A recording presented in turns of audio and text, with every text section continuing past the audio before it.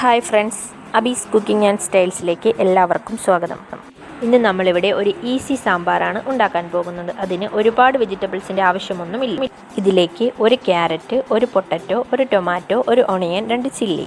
ഇത് മീഡിയം സൈസിൽ കട്ടാക്കിയതാണ്. പച്ചമുളക് നീളത്തിൽ കട്ടാക്കിയതാണ്. പിന്നെ ഇതിലേക്ക് ചെറിയ പീസ് വെള്ളരിക്ക, ചെറിയ പീസ് പടവലം മീഡിയം സൈസിൽ കട്ടാക്കിയതാണ്. പിന്നെ കുറച്ച് മല്ലിയില, ഒരു നെല്ലിക്ക വലിപ്പത്തിൽ വാളൻപുളി വെള്ളത്തിലിട്ട് പിഴിഞ്ഞ് വെച്ചേക്കുന്നതാണ്. അത് ഒരു അരക്കപ്പോളം വേണം. പിന്നെ അരക്കപ്പ് തുവരപ്പരിപ്പ്, സാമ്പാർ പരിപ്പ്. പിന്നെ ഇതിലേക്ക് 3 ടേബിൾ സ്പൂൺ മല്ലിപ്പൊടി, 1 ടേബിൾ സ്പൂൺ മുളക് പൊടി, 1/2 ടേബിൾ സ്പൂൺ മഞ്ഞൾപ്പൊടി, 1/2 ടേബിൾ സ്പൂൺ കായപ്പൊടി. പിന്നെ ഇതിലേക്ക് ആവശ്യത്തിന് ഉപ്പ് കൂടി.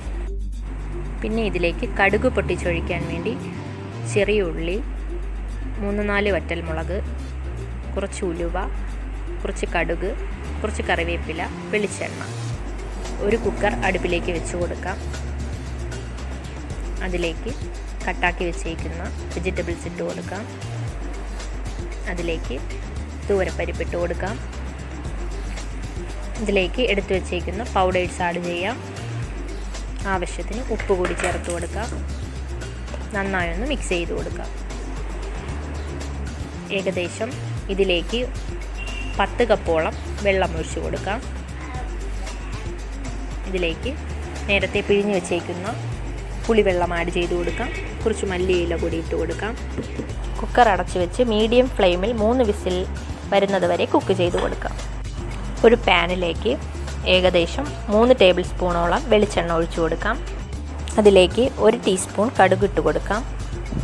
ഇതിലേക്ക് ചെറിയ ഉള്ളി ഇട്ട് കൊടുക്കാം. ഇതിലേക്ക് വറ്റൽമുളക്, കറിവേപ്പില, ഉലുവ എന്നിവ ഇട്ട് കൊടുക്കാം.